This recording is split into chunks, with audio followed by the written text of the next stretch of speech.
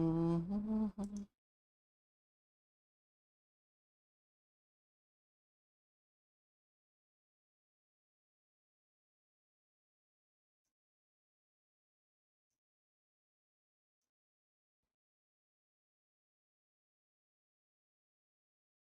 Evening everybody.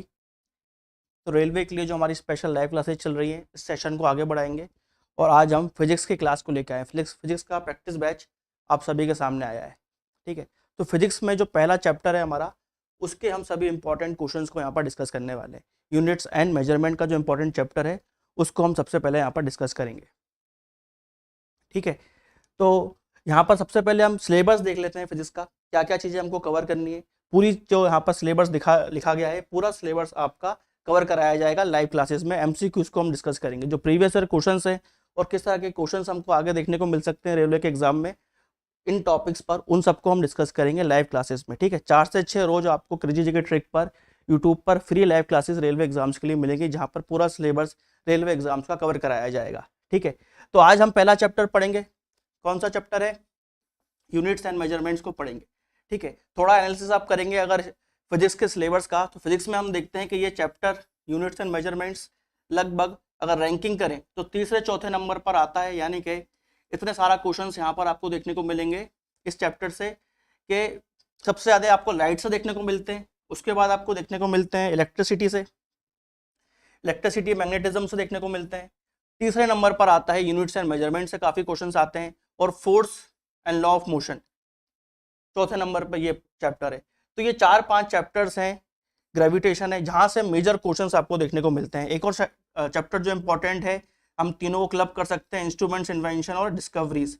फिर है modern physics. ये 6 चैप्टर जो हैं फिजिक्स के, इससे सबसे अधिकतर क्वेश्चंस आ रहे हैं। मैक्सिमम क्वेश्चन जो 8-10 क्वेश्चन आते हैं फिजिक्स में, उसमें से मैक्सिमम क्वेश्चंस इन चैप्टर्स में से आते हैं। तो इन सब जो चैप्टर्स हैं, इन सबको सबसे पहले कवर करेंगे हम। ठीक है, जो 6 चैप्टर्स आपको देखने को मिल रहे हैं, सबसे पहले इनको ही कवर करेंगे। और आज उनमें सबसे पहले हम कवर करने वाले यूनिट्स एंड मेजरमेंट। मात्रक है ना, यूनिट क्या होती है, मात्रक क्या होती है, बेसिक चीजें जो किसी भी चैप्टर को हम चालू करते हैं तो फॉर्मूला पढ़ते हैं, उसकी यूनिट पढ़ते हैं, मात्रक जिसको हम बोलते हैं, उसके बारे में हम एमसीक्यूज को डिस्कस करेंगे। ठीक है, तो सबसे पहला क्वेश्चन आपके सामने आ गया है। बिना किसी टाइम वेस्ट करे क्वेश्चंस का आंसर आपको कमेंट बॉक्स में देना है। कुछ डाउट हो तो कमेंट बॉक्स के जरिए आप पूछ सकते हो। चालू करते हैं, पहला क्वेश्चन आपके सामने। ठीक है, ऐसा ही यूनिट रेजिस्टेंस की हम देखते हैं तो इन यूनिट्स में से किसके बराबर है? ठीक है, प्रतिरोध की एसआई इकाई किसके बराबर है? प्रतिरोध यानी कि रेजिस्टेंस, इसकी जो एसआई यूनिट है वो किसके बराबर बैठेगी? हाँ, ऐसा यूनिट पूछी नहीं है, किसके इक्विवेलेंट है, किसके बराबर बैठेगी, ये ऑप्शंस आपके सामने है। प्रतिरोध यानी कि रेजिस्टेंस, आपने ओम्स लॉ पढ़ा होगा, वहां पर क्या होता है, V is equal to I R होता है, voltage equal to current multiply by resistance, ये फॉर्मूला बैठता है। रेजिस्टेंस की वहां पर हमने ऐसा यूनिट पढ़ी है, वो क्या होती है, ओम, है ना, सिंबल ऐसा आता है, ये पढ़ी है हमने रेजिस्टेंस की ऐसा यूनिट। अब यहाँ पर पूछा है इक्विवेलेंट यूनिट पूछिए, ऐसा यूनिट नहीं पूछिए, तो इसी फॉर्मूले से हम निकाल लेंगे। क्या बैठ जाएगा, R is equal to V upon I, यही बैठेगा, R is equal to V upon I. V क्या होती है, वोल्ट, I क्या होता है, एम्पेयर। तो वोल्ट एम्पेयर का दिख रहा है, क्या दिख रहा है, कहां पर दिख रहा है, B। तो आंसर क्या हो गया हमारा, B। बोलो क्लियर है सबको, क्या आएगा इसका आंसर, B आएगा। ठीक है, ये सिंपल क्वेश्चन इस तरह से हम निकाल सकते हैं। ऐसा यूनिट पूछते तो आंसर क्या होता हमारा, ओम हो जाता। ऐसा यूनिट पूछते तो हमारा आंसर ओम हो जाता। अब ऐसा यूनिट क्या है, बेसिकली इंटरनेशनली एक सिस्टम बनाया गया जहां पर कुछ यूनिट्स को इंटरनेशनल मान्यता दी गई कि हम कभी भी जनरल किसी भी चीज़ों का इस्तेमाल करें तो इन यूनिट्स को यूज़ करें ताकि कोई कन्फ्यूजन ना हो।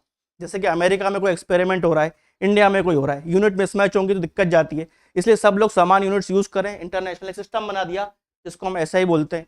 तो कुछ बेसिक यूनिट्स हैं जो हमको पता होना चाहिए एसआई की, हमेशा कभी भी पूछ लेते हैं, सिंपल क्वेश्चन आता है, ऐसा यूनिट पूछी जाती है। तो डिटेल में ये देख लेते हैं हम, क्या है डिटेल इसकी, दूरी यानी कि डिस्टेंस या डिस्प्लेसमेंट, है ना, विस्थापन और दूरी, है ना। इसकी ऐसा यूनिट क्या है, मीटर, सिंबल क्या है, एम, मीटर, एम सिंबल है, ऐसा यूनिट इसकी ये हो गई।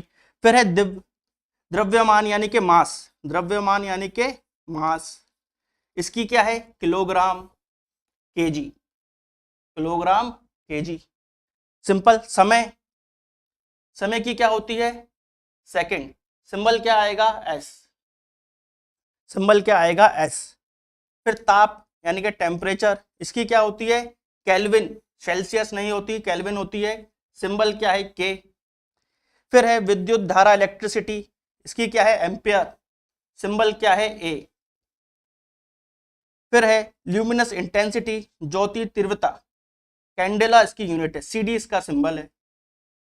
फिर है पदार्थ की मात्रा, अमाउंट ऑफ सब्सटेंस, इसकी क्या है, मोल, सिंबल क्या है, MOL, मोल। तो ये बेसिक यूनिट्स तो हमको पता होनी ही चाहिए, ये टेबल आपको कंठस्थ होनी चाहिए, याद होनी चाहिए, कभी भी यहीं से क्वेश्चन आएगा। बेसिक यूनिट्स हैं हमारी ये SI यूनिट्स, ठीक है। कितनी है ये, 7, इंटरनेशनली रिकॉग्नाइज किया गया है इनको। चलिए आगे बढ़ते हैं, नेक्स्ट क्वेश्चन देखते हैं। अगला क्वेश्चन है, एम्पेयर सेकेंड किसकी यूनिट है, एम्पेयर सेकेंड किसकी यूनिट है। सभी को जय हिंद, बिल्कुल 1970 में इसको चालू किया था।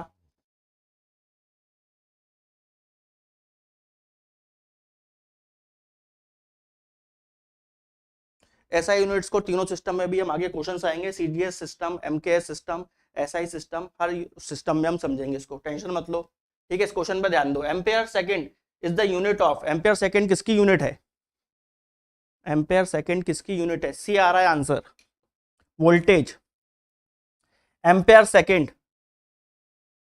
ठीक है। देखो आपने अगर ये पढ़ा हो, करंट क्या होता है, आई, है ना, करंट क्या होता है, I, basically flow of charge in, ये चार्ज की ऐसा यूनिट होती है, चार्ज की ऐसा यूनिट क्या होती है, कूलाम, कूलाम, सी से इसको डिनोट करते हैं, सी से इसको क्या करते हैं, डिनोट करते हैं, सी से इसको क्या करेंगे, डिनोट करेंगे। इस तरह से आपने देखा होगा, इसका आंसर आ जाएगा, ठीक है। और इसकी ऐसा यूनिट भी आपको पता होना चाहिए जो कि है कूलाम। नेक्स्ट क्वेश्चन देखते हैं। अगला क्वेश्चन है, which of the following is not a unit of force, इसमें से, sorry work, not a unit of work, काम की इकाई कौन सी इसमें से नहीं है, यानी कि 3 तो इसमें से काम की इकाई है, कोई एक इसमें से नहीं है। ऐसा यूनिट क्या है काम की, वर्क की ऐसा यूनिट क्या है, जूल।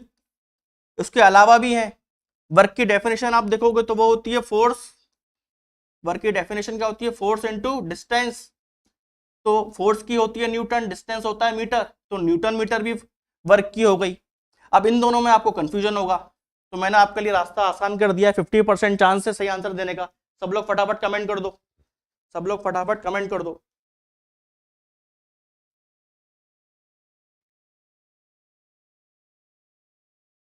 सब लोग फटाफट कमेंट कर दो।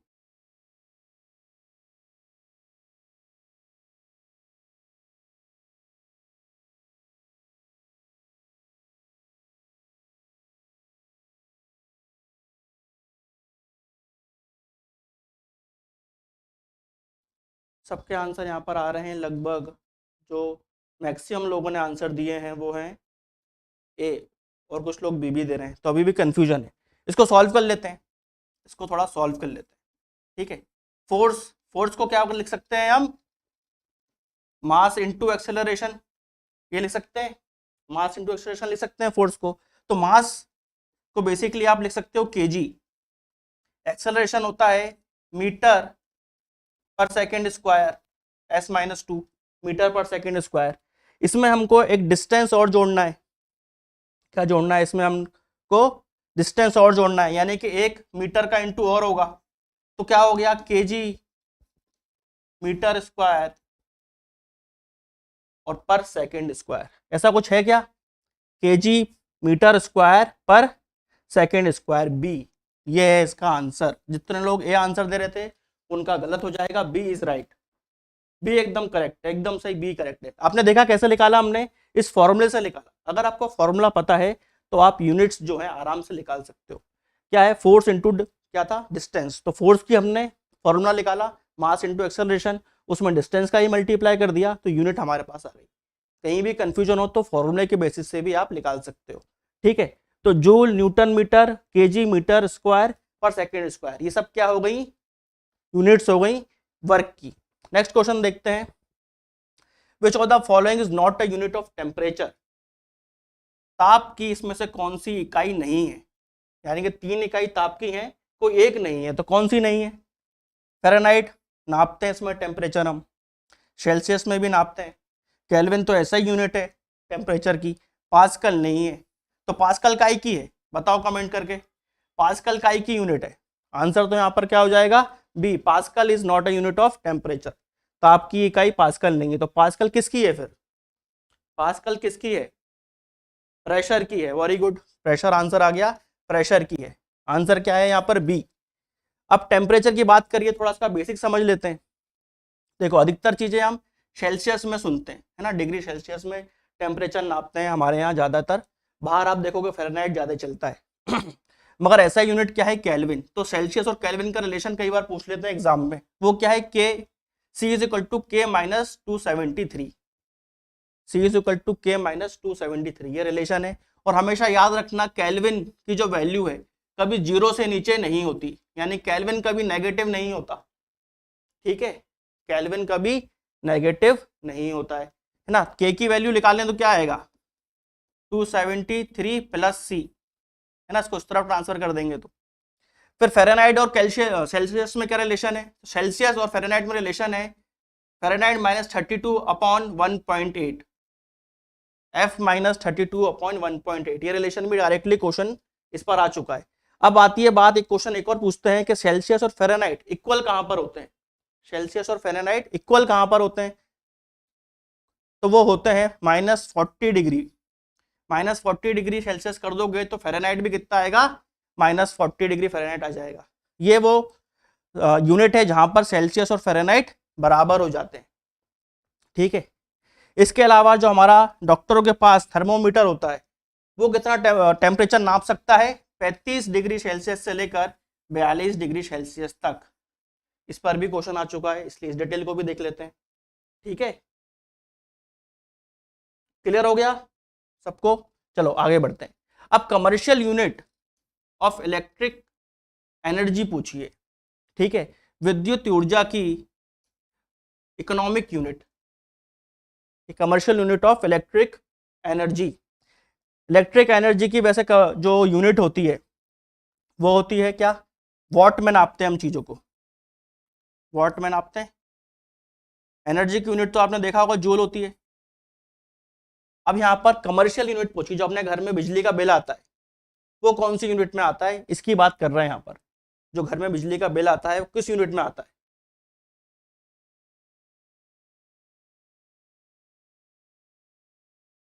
किलोवाट। किलोवाट आगे कि सिर्फ किलोवाट, कि एक और चीज लगेगी? किलोवाट आर, हाँ, किलोवाट नहीं, किलोवाट आर, सी है सही आंसर। कुछ बच्चे किलोवाट लिख रहे हैं तो किलोवाट गलत है, किलोवाट आर इज द सही आंसर, सी, ठीक है। अभी कितना 1 किलोवाट आर, एक क्वेश्चन इस तरह से आएगा आपके पास, 1 kilowatt hour is equal to how many joules, कितने जूल होते हैं 1 किलोवाट आर में, ऐसा क्वेश्चन आएगा। तो कैसे निकालोगे, क्या आंसर आएगा उसका? चाहो तो फॉर्मूले से निकाल ही सकते हो। 1 किलो यानी कि 1000, आर यानी कि आपको पता है कितना उसमें सेकंड, 60 × 60 करेंगे 3600 आ जाएगा, है ना। तो क्या आंसर बैठेगा हमारा? 3.6 × 10⁶, 3.6 × 10⁶। क्या आ गया ये हमारा? 1 किलोवाट आर में कितने जूल्स होते हैं? तो 3.6 10⁶ जूल होते हैं। यहाँ पर जो भी यूनिट लिखी है जूल में ही लिखी है, जो भी यूनिट लिखी है जूल में ही लिखी है। इसी तरह से जो अर्ग है, ये क्या है? सीजीएस यूनिट है, सीजीएस यूनिट है। इस पर भी क्वेश्चन आता है। 1 एक अर्ग इज इक्वल टू 10⁷ जूल, ठीक है, 10⁷ जूल होता है 1 अर्ग। कैलोरी भी आती है इसमें, 1 calorie is equal to 4.2 joule, 1 calorie is equal to 4.2 joule, ठीक है। थोड़ा फास्ट पढ़ाएं, ठीक है, और तेज कर लेते हैं। नेक्स्ट क्वेश्चन पर आते हैं। Maxwell is a unit of, बहुत ही इंटरेस्टिंग क्वेश्चन, मैक्सवेल काई की यूनिट है, मैक्सवेल काई की यूनिट है, फटाफट कमेंट कर दो।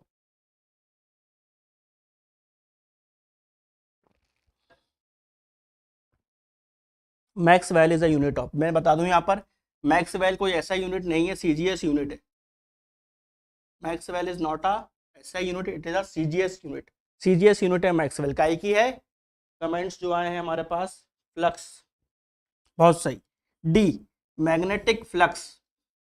अब इसकी एसआई यूनिट क्या है? अगर ये सीजीएस थी मैक्सवेल तो उसकी एसआई भी तो कुछ होगी, इसकी एक्सआई होती है वेबर, एसआई यूनिट होती है इसकी वेबर, ठीक है। अब यहाँ पर मैग्नेटिक फ्लक्स क्या होता है? कभी भी कोई मैग्नेटिक फील्ड होती है ना, तो कितने उसका जो मैग्नेटिक लाइंस निकलती हैं उससे, वो जो एरिया में इंटरेक्शन हो रहा है उससे, किसी भी पर्टिकुलर एरिया में पर यूनिट एरिया कितनी मैग्नेटिक फील्ड ऑफ लाइंस है, उसको जब हम कैलकुलेट करते हैं तो वो मैग्नेटिक फ्लक्स कहलाता है, ठीक है। उसको जब हम कैलकुलेट करते हैं तो क्या कहलाता है? Magnetic flux. चलो कुछ और चीजें देख लेते हैं इसके बारे में। ये तो हमने देख ही लिया। सिंबल क्या है इसका? तो फाई एस, ये इसका सिंबल है, सिंबल मैग्नेटिक फ्लक्स का। यहाँ पर हमने सीजीएस यूनिट की बात करी, कुछ स्टूडेंट पूछ भी रहते हैं कि सर सीजीएस के कुछ और आप फॉर्मूले बता दो, तो यहाँ पर देख लेते हैं, ठीक है। डिस्टेंस की सीजीएस यूनिट्स सेंटीमीटर है, मास की सीजीएस क्या है? ग्राम, कन्वर्जन आपके सामने यहाँ पर लिखा हुआ है, टाइम की तो सेकेंड, ये बराबर है, यहाँ पर भी सेकेंड और वहां पर भी सेकेंड, सीजीएस हो चाहे एसआई हो। एनर्जी और फोर्स, इस पर सबसे ज्यादा क्वेश्चन पूछे गए, तो फोर्स की होती है सीजीएस यूनिट डाइन, और कितने डाइन हो जाते हैं 1 न्यूटन में?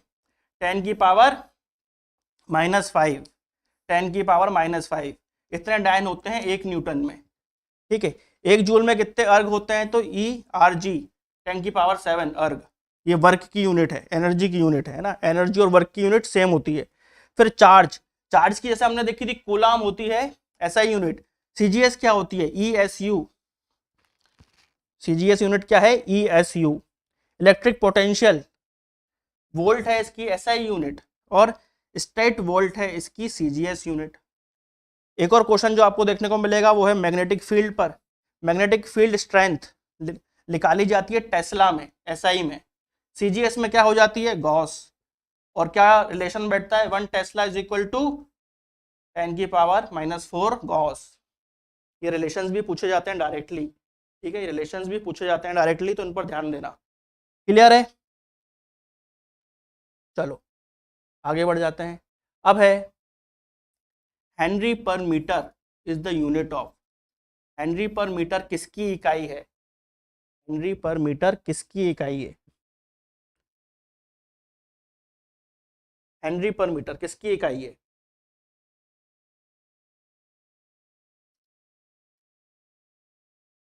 सिंपल है इसका आंसर, तो डिफिकल्ट नहीं है।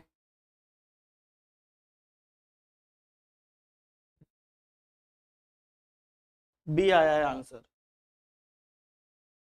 बी आया है आंसर, बी इसका आंसर नहीं है, इलेक्ट्रोनेगेटिविटी इसका आंसर नहीं है, इलेक्ट्रोनेगेटिविटी इसका आंसर नहीं है। बताओ क्या होगा इसका आंसर?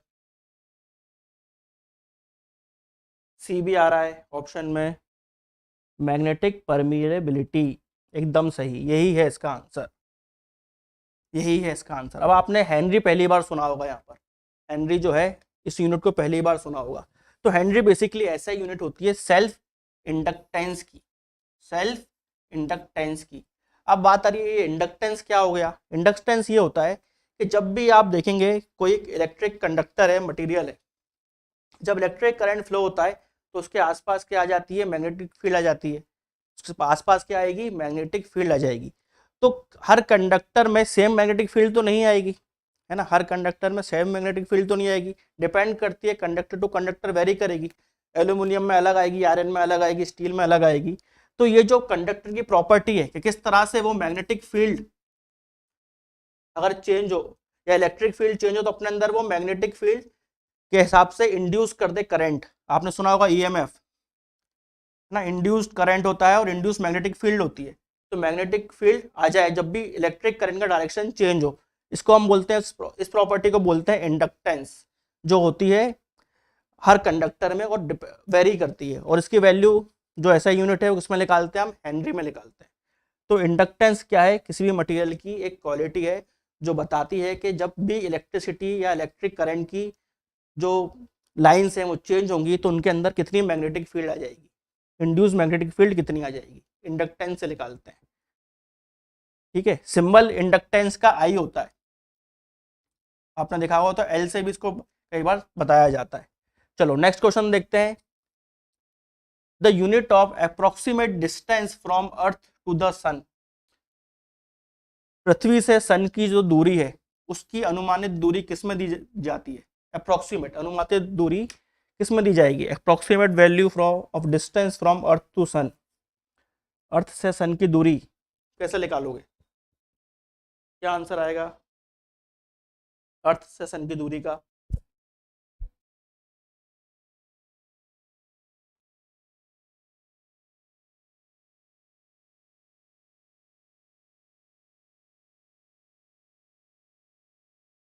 जल्दी बताओ।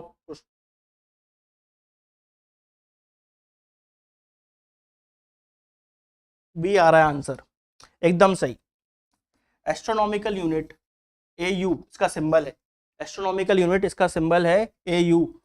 जो सन और अर्थ के बीच में डिस्टेंस है उसको हम क्या मानते हैं, एस्ट्रोनॉमिकल यूनिट मानते हैं। ये एक डिस्टेंस नापने की इकाई भी है, खासकर जब हम बड़े डिस्टेंस नापते हैं यूनिवर्स में। मगर क्या सिर्फ यही है कि इकाई है, जब बड़े डिस्टेंस की बात करें तो दूसरे डिस्टेंस कौन से हैं, तो एक आपके सामने बहुत कॉमन आएगा, वो है लाइट ईयर। लाइट ईयर में भी हम डिस्टेंस नापते हैं यूनिवर्स में, जब हम डिस्टेंस नापने की बात करते हैं। एक लाइट ईयर क्या होता है, कितना डिस्टेंस एक लाइट ट्रेवल कर लेगी अगर वो लाइट की स्पीड से चलना चालू हो जाए, यानी कि a distance travel by light in 1 year is known as 1 light year, है ना। ये यूनिट का एक ही है, डिस्टेंस की है। डिस्टेंस नापने के लिए हम लाइट ईयर का भी इस्तेमाल करते हैं, आपने सुना होगा, एक गैलेक्सी एक सितारा इतने लाइट ईयर दूर है, तो ये लाइट ईयर क्या होता है, डिस्टेंस की यूनिट है। और कैसे निकालेंगे हम, लाइट की स्पीड से अगर हम आज चलना चालू हैं तो 1 साल तक जितना चल लेंगे वो होगा 1 लाइट ईयर। इसके अलावा भी एक और यूनिट होती है जो सबसे बड़ी यूनिट मानी जाती है डिस्टेंस जब नापने की हम बात करते हैं, उसको क्या बोलते हैं, पारसेक। भाई पारसेक। अब एक पारसेक में कितने लाइट ईयर होते हैं, ऐसा क्वेश्चन आ चुका है। ये भी आया है कि सबसे बड़ी यूनिट कौन सी है दूरी नापने की, तो उसका आंसर ये पारसेक होता है। और एक पारसेक में कितने लाइट ईयर होते हैं, तो 3.26 लाइट ईयर होते हैं। ये क्वेश्चन भी आ चुका है, ठीक है। इसको देख लेते हैं एक बार, क्लियर है, ये सब चीजें भी एक बार देख लेना। मेरे हिसाब से क्लियर होगा, सब पर एक एक बार क्वेश्चन आ चुका है। पारसेक, वेरी गुड, सही कमेंट्स आए। चलो आगे बढ़ते हैं। नेक्स्ट क्वेश्चन है, which of the following pair does not have same SI unit, इनमें से कौन सा पेयर ऐसा है जिनकी सेम SI यूनिट नहीं है, ठीक है। जैसे स्पीड और वेलोसिटी की तो सेम है, चाल और गति की जो SI यूनिट है सेम है, क्या है वो, मीटर पर सेकंड, मीटर पर सेकंड। काम और ऊर्जा की क्या है, वर्क एंड एनर्जी की, इसको मैंने पिछले बार ही बताया था आपको, पिछले क्वेश्चन में, सेम है, जूल, इसकी भी सेम है, जूल आएगी। बल और दबाव, फोर्स एंड प्रेशर, बल और दबाव, फोर्स एंड प्रेशर, इसकी एक बार सोचनी पड़ेगी आपको, ठीक है। फोर्स की होती है न्यूटन, और प्रेशर की क्या होती है, प्रेशर की क्या होती है, एक स्टूडेंट ने कमेंट भी किया था, प्रेशर की क्या होती है, पास्कल। तो इन दोनों की क्या हो गई, अलग हो गई, तो आंसर क्या हो गया, सी। डिस्प्लेसमेंट और दूरी की SI यूनिट मीटर होती है, तो सेम है, यानी कि आंसर क्या हो गया यहाँ पर, सी। बहुत सिंपल क्वेश्चन, इजीली सॉल्व हो गया सबसे। इंडियन फौजी ने डी आंसर दिया था, तो वो आप चेक कर लो एक बार, है ना, फोर्स एंड प्रेशर। अगला question, SI unit of G, छोटा g is same as, small g क्या होता है, स्मॉल g जिसको पता है सिंबल काय का है वो तुरंत आंसर कर देगा, क्योंकि उसके नाम में ही पता चल जाता है यूनिट काय की है वो। तो स्मॉल g की जो यूनिट है वो किसके समान होती है, किसके बराबर होती है,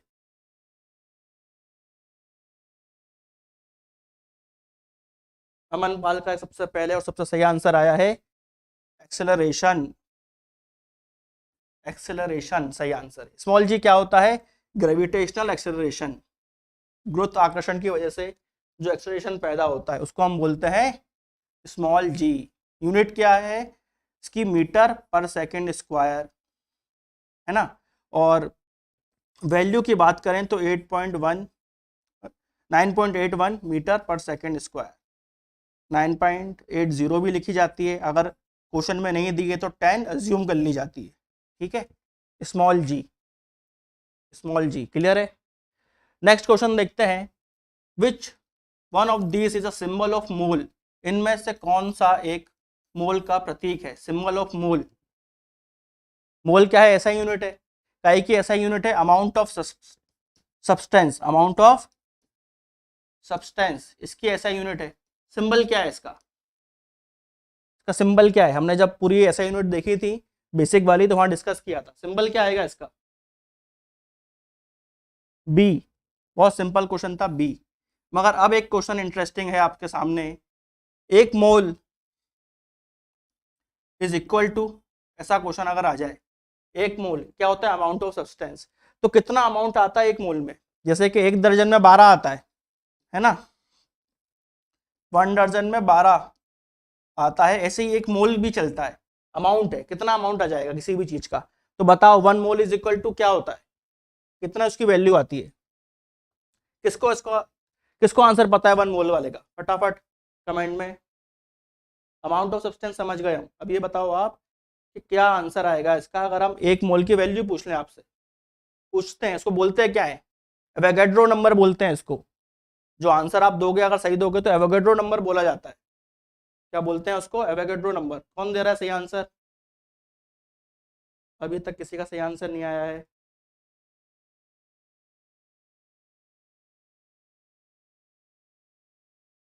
अब आया है सही आंसर, एकदम सही। क्या है, 6.022 इंटू 10⁻23। इसके आगे कुछ नहीं लगता है क्योंकि ये कांस्टेंट वैल्यू है, एवोगैड्रो नंबर है। अब ये नंबर कहाँ से आया, इस पर भी क्वेश्चन आ चुका है, ये नंबर क्या होता है इस पर भी आया, इसको क्या बोलते हैं, एवोगैड्रो नंबर बोलते हैं, इस पर भी क्वेश्चन आया। अब ये नंबर हम कहाँ से निकाल रहे हैं, हमने क्यों मान लिया कितना होगा 6.022 इंटू 10⁻23, इतना क्यों आता है, कहाँ से आया ये नंबर। तो यहाँ पर कार्बन 12 जो आइसोटोप है कार्बन का, उससे ये वैल्यू निकाली जाती है ना, उससे ये आप कंपेयर करके वैल्यू निकाली गई, और उसी से बाद में जाकर एएमयू की वैल्यू निकालते हैं, मास की वैल्यू निकालते हैं, ठीक है। तो 1 मोल में जो कार्बन 12 बेसिकली इतना होता है, 1 ग्राम कार्बन में, 1 ग्राम कार्बन में इतने एटम मिल जाएंगे आपको कार्बन की, उससे सही वैल्यू लिख ली है, उससे ये वैल्यू लिख ली, ठीक है। कार्बन 12 का आइसोटोप कौन सा, 12 नंबर वाला, ठीक है। चलो आगे बढ़ते हैं, 1 एटमॉस्फेयर किसके बराबर होता है, एक वायुमंडलीय दबाव 1 atmospheric pressure is equal to किसके बराबर होता है 1 एटमॉस्फेरिक प्रेशर,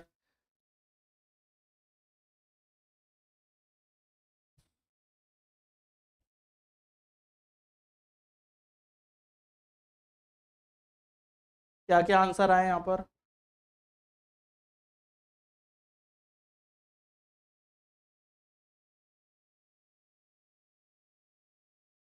बहुत सिंपल क्वेश्चन है, इसका आंसर है बी,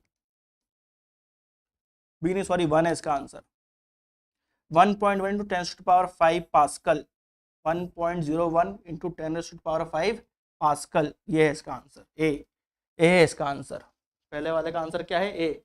योगेश ने सही आंसर दिया है, योगेश ने सही आंसर दिया, आंसर क्या है ए, ठीक है।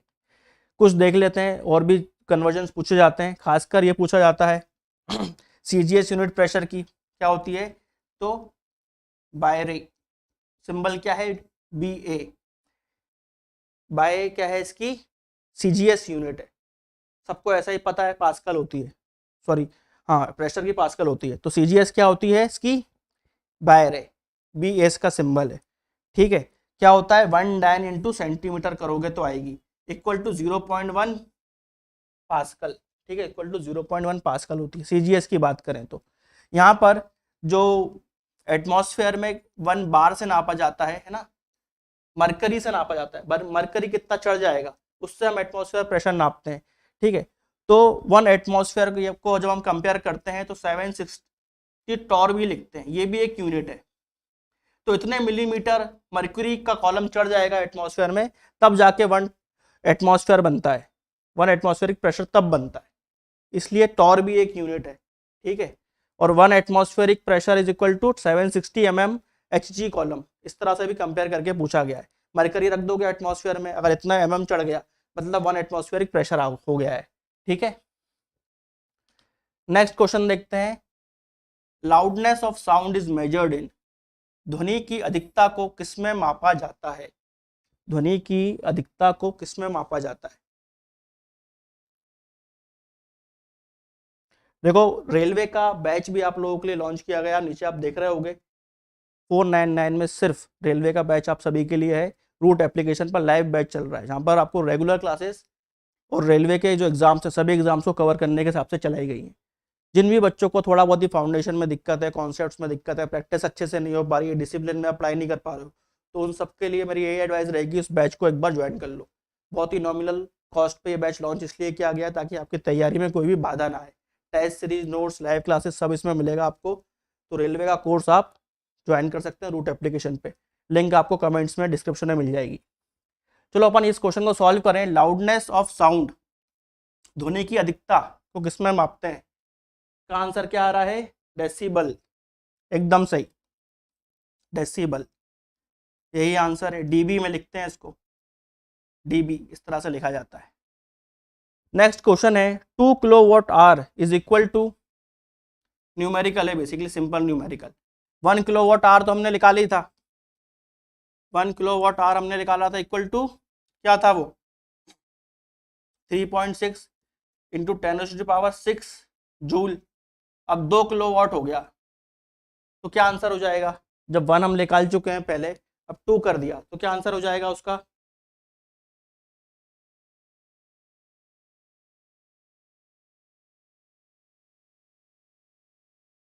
अश्वनी सिंह बोल रहे हैं सी, कुछ बच्चे बोल रहे हैं बी, सी और बी में डाउट है। सही आंसर इसका है, सही आंसर इसका क्या है, बी, बहुत सिंपल, बी है इसका सही आंसर, है ना। नेक्स्ट क्वेश्चन, ये भी न्यूमेरिकल है। अगर आपका बिजली का बिल 100 यूनिट आ जाए तो कितनी यूनिट आपने खपत की है जूल्स के टर्म्स में, ये पूछा है। 100 यूनिट अगर आपके बिजली का बिल आ जाए तो आपने कितनी बिजली खपत की है जूल्स के टर्म्स में, जूल्स के टर्म में। सही दो आंसर बताओ, जूल्स के टर्म्स में कितनी एनर्जी आपने खपत की है। तो सिंपल है बहुत, इसलिए हमने देखा यहाँ पर ये होती है 1 किलोवाट में, ये 100 हो गया यहाँ पर, ये यहाँ पर क्या हुआ 100 हुआ, तो बड़ा ही है, कम तो हुआ नहीं है। तो मल्टीप्लाई करना है आपको 100 का मल्टीप्लाई करोगे तो 6 से क्या हो जाएगा 8 हो जाना चाहिए। तो ये यहाँ पर यही ऑप्शन देखना है आपको, 6 से 8 कहाँ पर हुआ, डी में हुआ है। ये हो गया आंसर डी, ये हो गया आंसर आपका डी यहाँ पर, ठीक है।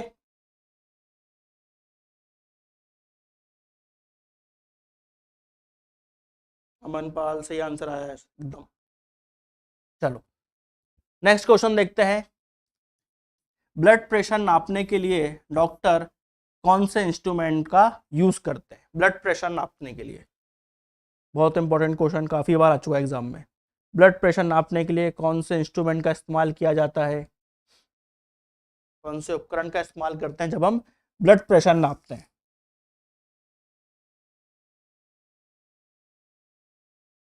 बी आंसर अमनपाल का आया है, सही आंसर है।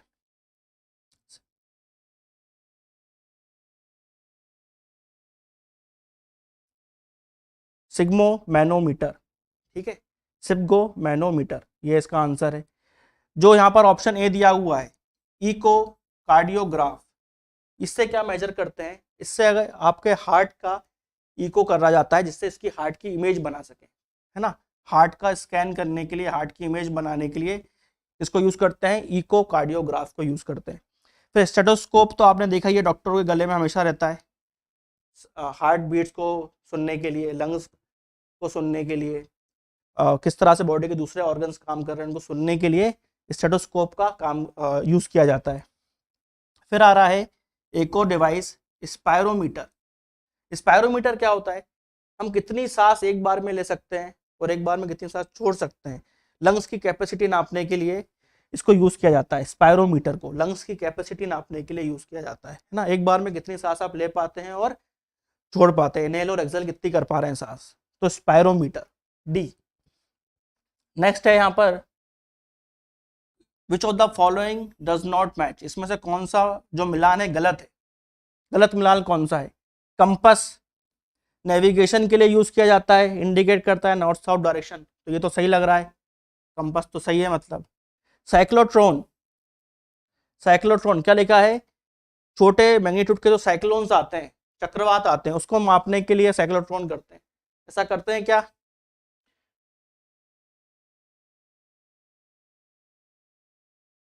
तो साइक्लोट्रॉन वाला जो ऑप्शन है यही गलत है। साइक्लोट्रॉन इलेक्ट्रॉन जो होता है हमारा,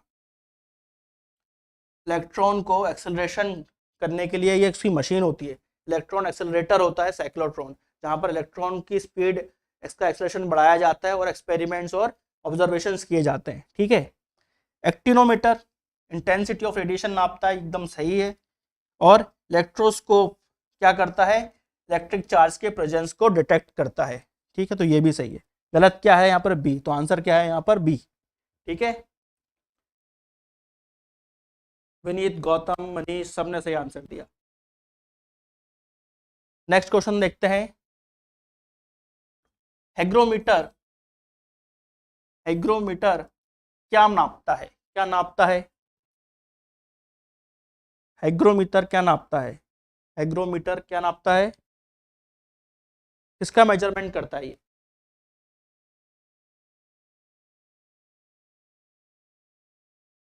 बी, राज ने आंसर दिया बी, एकदम सही। ह्यूमिडिटी,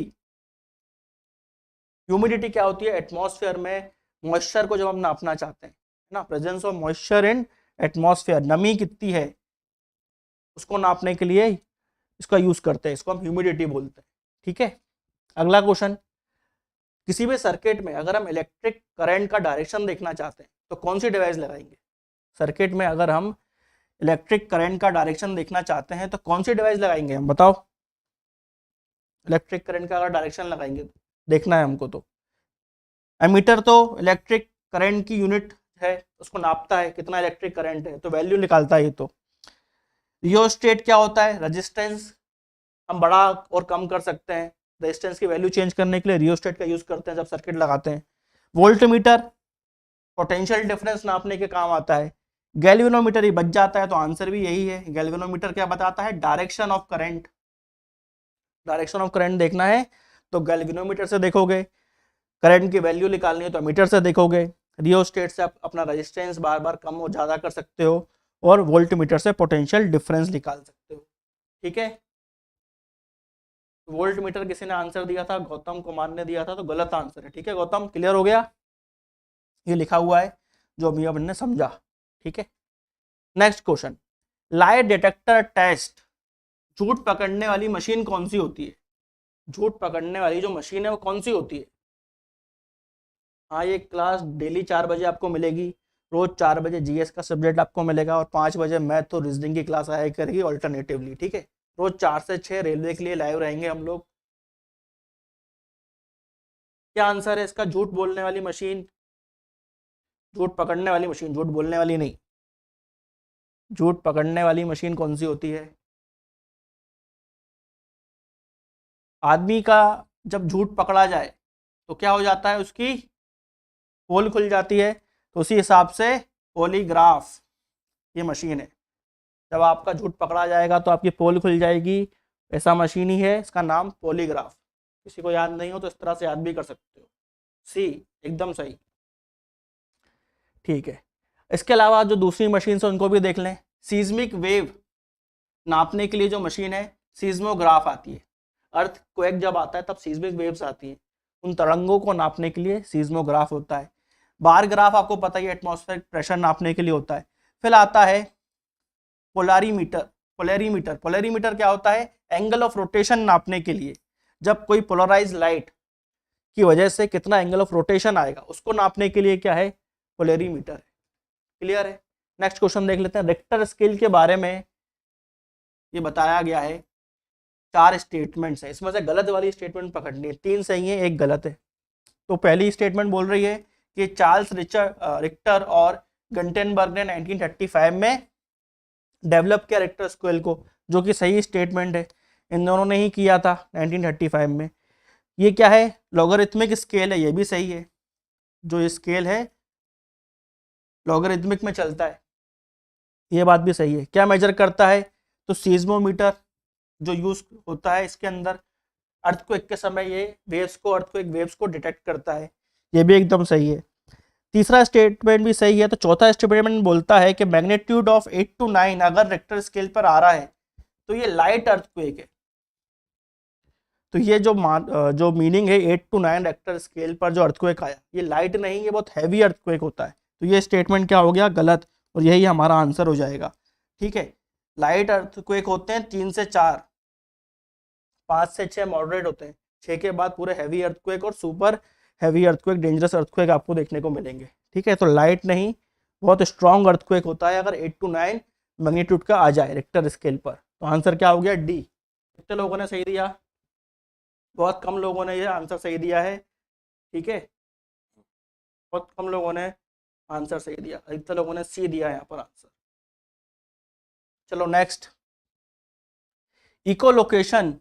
इकोलोकेशन जो शिप्स में यूज की जाती है वो क्या मेजर करती है।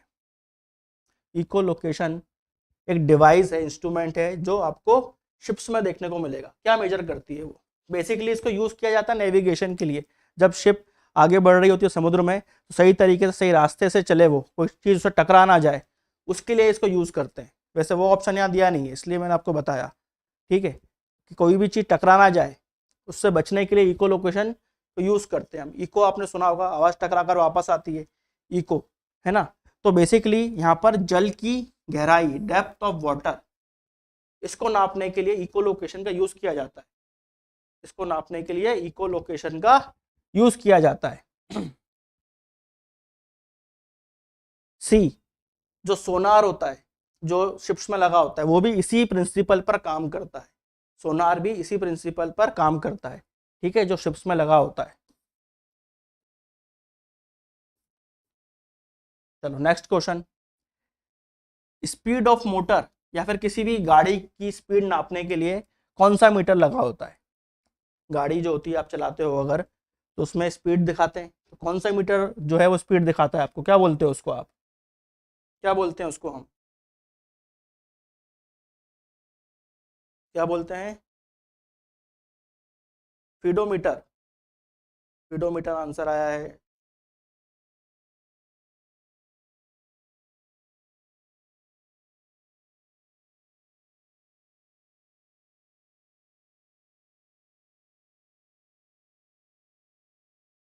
बहुत सिंपल है, स्पीडोमीटर ही आंसर है, इतना कंफ्यूज क्यों हो रहे हैं आप इसमें। वोल्ट मीटर तो हो नहीं सकता। वेलोमीटर जो है ये एयर जो है हवा, उसकी स्पीड नापता है, हवा की स्पीड नापता है ये। लैक्टोमीटर मिल्क की डेंसिटी, दूध जो होता है उसकी डेंसिटी और उसकी प्योरिटी टेस्ट करने के लिए होता है। यहाँ पर वोल्ट मीटर तो हमने देखा था पोटेंशियल डिफरेंस के लिए होता है, यहाँ पर से आ जाएगा स्पीडोमीटर। बहुत बच्चों ने गलत दिया आंसर, याद कर लो ये चारों चीजें। ठीक है, कम लोगों ने सही दिया है। ओडोमीटर डिस्टेंस नापता है, सुनील जो ओडोमीटर लिख रहे हैं वो डिस्टेंस नापने के लिए होता है। अगला क्वेश्चन है, इनमें से कौन सी जो वैल्यू है उसका सिर्फ मैग्नीट्यूड होता है, डायरेक्शन नहीं होता। इनमें से जो वैल्यूज दी गई हैं नीचे, जो मात्रक दिए गए हैं, सिर्फ मैग्नीट्यूड होता है उनका, दिशा नहीं होती। स्केलर और वेक्टर क्वांटिटी आपने पढ़ी होगी, सादृश और आदिश राशि। तो बेसिकली यहाँ पर पूछी गई है आपसे, इसका डायरेक्शन नहीं है ना। तो आदिश राशि कौन सी है इनमें से, बता दो बस। आदिश मात्रक किसका आएगा, momentum, displacement, work, force. Work, momentum, दोनों आंसर कर रहे हैं लोगों ने। अमन पाल बोल रहे हैं मोमेंटम। देखो मोमेंटम का डायरेक्शन होता है, डिस्प्लेसमेंट का डायरेक्शन होता है, फोर्स का भी डायरेक्शन होता है, वर्क का नहीं होता। तो आंसर क्या हो जाएगा हमारा, सी। काफी बच्चों ने सही आंसर दिया है, कुछ बच्चों ने गलत दिया था। ठीक है, मोमेंटम का डायरेक्शन होता है, rate of change of velocity is momentum, velocity by time क्या होता है, मोमेंटम होता है। वेलोसिटी खुद क्या है अपने आप में, वेक्टर क्वांटिटी है। ठीक है, चलो आगे, डायमेंशनल फॉर्मूला भी कई बार पूछा जाता है, प्रेशर का डायमेंशनल फॉर्मूला। ठीक है, डायमेंशन क्या होता है, जैसे कि मास के लिए, लेंथ के लिए, टाइम के लिए हम जो चीज़ें यूज़ करते हैं उनको हम एम, एल और टी से डिनोट कर सकते हैं। इनके टर्म्स में अगर हम इन डायमेंशंस के टर्म्स में फॉर्मूले को रिप्रेजेंट करें तो उसको हम बोलते हैं डायमेंशनल फॉर्मूला। एनडीए में, एसएससी में इस टाइप के क्वेश्चन आए हैं, रेलवे में कम आए हैं, आने की संभावना है। तो नया क्वेश्चन है आपके लिए, प्रेशर का डायमेंशनल फॉर्मूला पूछा है। ठीक है, प्रेशर का क्या पूछा है, डायमेंशनल फॉर्मूला पूछा है। फॉर्मूले से आप निकाल सकते हो, जो सिंपल फॉर्मूला क्या है प्रेशर का, फोर्स बाय एरिया, सबको पता है प्रेशर का सिंपल फॉर्मूला है फोर्स बाय एरिया। अब फोर्स का भी सिंपल फॉर्मूला क्या है, mass into acceleration upon area तो है ही, है ना।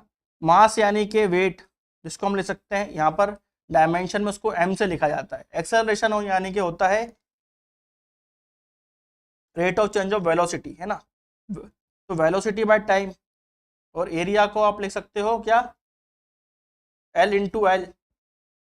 यहाँ पर फिर से v टूट जाएगा, इस v को मैं लिख सकता हूँ मीटर पर सेकेंड, तो मीटर बाय टाइम, इस तरह से लिखा सकता है ये। तो अल्टीमेटली क्या बनेगा, m मास आ गया, मीटर को, लेंथ को L से डिनोट किया जाता है, तो L बाय टी स्क्वायर, क्योंकि ये वाला टी से मल्टीप्लाई होगा, टी स्क्वायर हो जाएगा, अपॉन में एरिया था, अपॉन एल स्क्वायर। अब ये एल स्क्वायर ऊपर जाएगा और ये ऊपर से एक एल पहले से ही है, तो एम एल माइनस 1t-2, ये इसका आएगा। तो कौन सा ऑप्शन मैच कर रहा है, बी कर रहा है, तो आंसर क्या हो गया, बी। कितने लोगों ने सही दिया, विनीत ने, अनुज ने, राज ने सही दिया आंसर। क्या है इसका आंसर, बी। किस तरह से निकला ये आंसर, आंसर इस तरह से निकला, आपने फॉर्मूला लगाया बस। तो यहां पर आपको याद रखना है, लेंथ को हम एल से बताते हैं, टाइम को टी से बताते हैं, और जो बॉडी का मास होता है उसको एम से बताते हैं। और हर फॉर्मूले को तोड़ लो इन यूनिट्स में, तो आपका ये फॉर्मूला आ जाएगा। किसी को कुछ डाउट हो तो बताओ। चलो अगला है, if a physical quantity has the unit ampere metres per second, ampere metre per second, तो उसका डायमेंशनल फॉर्मूला क्या होगा। एक फिजिकल क्वांटिटी है, यहाँ पर सपोज की गई फिजिकल क्वांटिटी जिसकी यूनिट आ रही है ampere metre per second squared, पर मीटर स्क्वायर्ड भी है वो, तो उसका डायमेंशन क्या आएगा, ampere metre per second squared, उसका डायमेंशन क्या आएगा।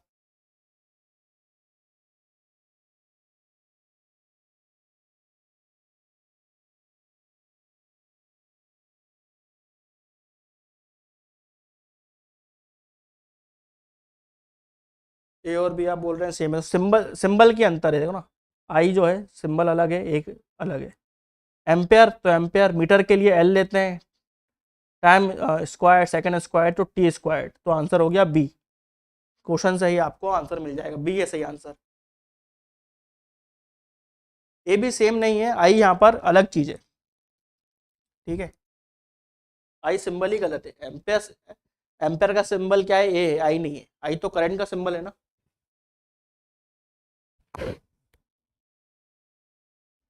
चलो नेक्स्ट क्वेश्चन है, इनमें से कौन सी डिराइव्ड यूनिट नहीं है, इनमें से कौन सा एक डिराइव्ड यूनिट नहीं है, यानी कि डायरेक्टली जिसको आप निकाल सकते हो, उन यूनिट्स को हम बोलते हैं बेसिक यूनिट। तो इनमें से कौन सी बेसिक यूनिट है, बेसिकली आपसे ये पूछ रहे हैं, कौन सी ड्राइव नहीं की गई है, बेसिक यूनिट बतानी है आपको। पावर, इम्पल्स, समय और बल, कौन सी यूनिट इसमें से ड्राइव्ड नहीं है, बेसिक यूनिट है। हाँ, प्रीवियस क्वेश्चन में ALT-2 आंसर था।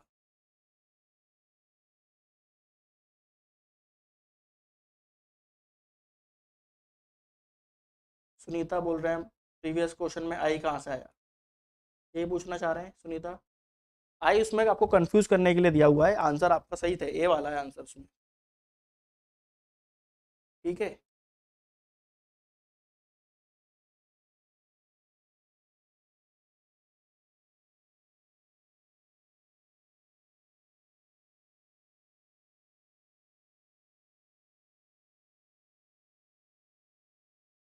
यहाँ पर सही आंसर है बच्चों का टाइम।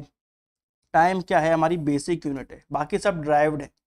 जैसे पावर क्या है, energy per unit time, impulse force into time, और फोर्स क्या होती है, मास इनटू एक्सेलरेशन। तो सब ड्राइव हो रही है, सबका कुछ ना कुछ फॉर्मूला है। समय मगर बेसिक यूनिट है, तो आंसर क्या है, सी।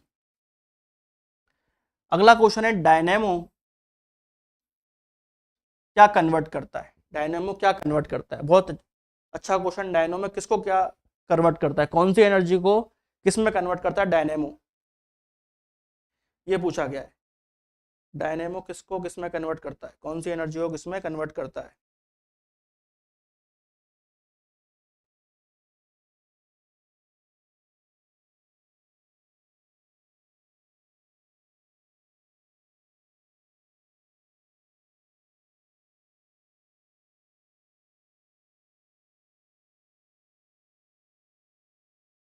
क्या आंसर्स आए यहाँ पर,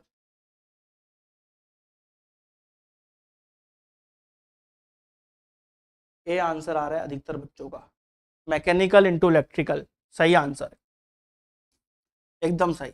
मैकेनिकल एनर्जी को वो इलेक्ट्रिकल एनर्जी में कन्वर्ट कर देता है, ठीक है। और भी बहुत सारे डिवाइसेस हैं जो एनर्जी को कन्वर्ट करते हैं, जिन पर क्वेश्चन आए तो उनको देख लेते हैं एक बार।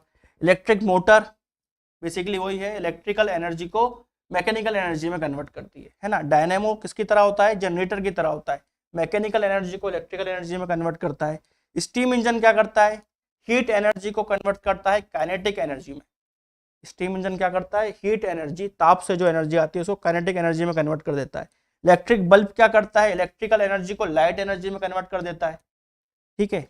ड्राई सेल क्या करता है, केमिकल एनर्जी को इलेक्ट्रिकल एनर्जी में कन्वर्ट कर देता है। सोलर सेल क्या करता है, लाइट एनर्जी को इलेक्ट्रिकल एनर्जी में कन्वर्ट करता है। सोलर सेल सन से लाइट एनर्जी से लेता है और इलेक्ट्रिकल एनर्जी देता है हमको, इंपॉर्टेंट है ये, ठीक है। फिर माइक्रोफोन क्या करता है,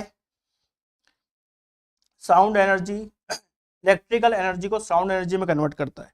यहाँ पर कुछ गलत लिखा हुआ है, ठीक है। इलेक्ट्रिकल एनर्जी को क्या करता है, वो साउंड में कन्वर्ट करता है। फिर है लाउड स्पीकर, ये भी साउंड में कन्वर्ट करता है इलेक्ट्रिकल एनर्जी को, ठीक है। माइक्रोफोन बोलने वाला अगर बात करें तो वहां पर इलेक्ट्रिकल एनर्जी को मैकेनिकल एनर्जी में कन्वर्ट किया जाता है, उसकी बात कर रहे हैं, ठीक है। Sound energy into electrical energy, microphone बोलने वाला माइक्रोफोन, ठीक है। चलो आज का लास्ट क्वेश्चन है, एंगस्ट्रॉम किसकी इकाई है। Angstrom is a unit of, angstrom किसकी इकाई है। लास्ट क्वेश्चन आज का लास्ट क्वेश्चन।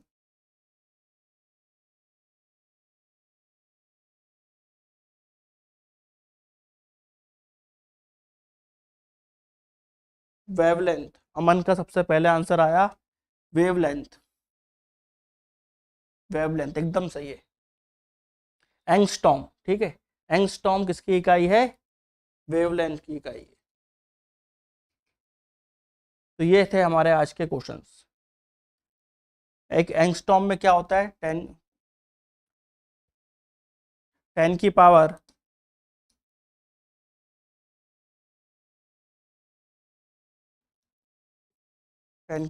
10 मीटर, ये इसकी वैल्यू आती है एक एंगस्ट्रॉम की। तो आपकी नेक्स्ट क्लास का समय हो रहा है, अब नेक्स्ट क्लास आपकी रहेगी मैथमेटिक्स की। यहाँ पर हमने फिजिक्स के जो इंपॉर्टेंट क्वेश्चंस हैं यूनिट्स एंड मेजरमेंट्स से उनको डिस्कस किया। नेक्स्ट क्लास फिजिक्स की आएगी जहाँ पर हम मोशन और लॉ ऑफ मोशन, फोर्स, इन सब टॉपिक्स को डिस्कस करेंगे और उन पर इंपॉर्टेंट एमसीक्यूज को डिस्कस करेंगे, ठीक है। कल आपको पंकज सर की क्लास मिलेगी और पॉलिटी का टॉपिक मिलेगा, ठीक है। कल आपको पंकज सर की क्लास आएगी जीएस में, जहाँ पर पॉलिटी कवर की जाएगी। इसकी पीडीएफ आपको टेलीग्राम चैनल पर मिल जाएगी, टेलीग्राम पर रूट एप्लीकेशन दोनों जगह इसकी पीडीएफ मिल जाएगी, ठीक है। रात को 9 बजे के आसपास मिलेगी और वो तुरंत नहीं मिलती है, रात को 9 बजे के आसपास अपलोड की जाएगी।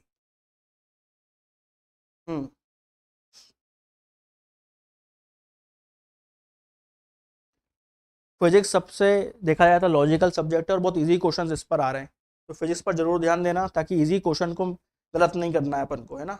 इजी क्वेश्चंस को गलत नहीं करना है।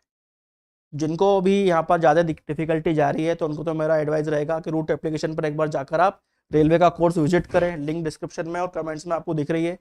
जाके देख सकते हैं, वहाँ पर आपको नोट्स, टेस्ट, क्लासेस सब मिल जाएगा और आपकी बहुत इजी प्रिपरेशन हो जाएगी। रेलवे टारगेट बैच लॉन्च किया है रूट एप्लीकेशन पर, ठीक है।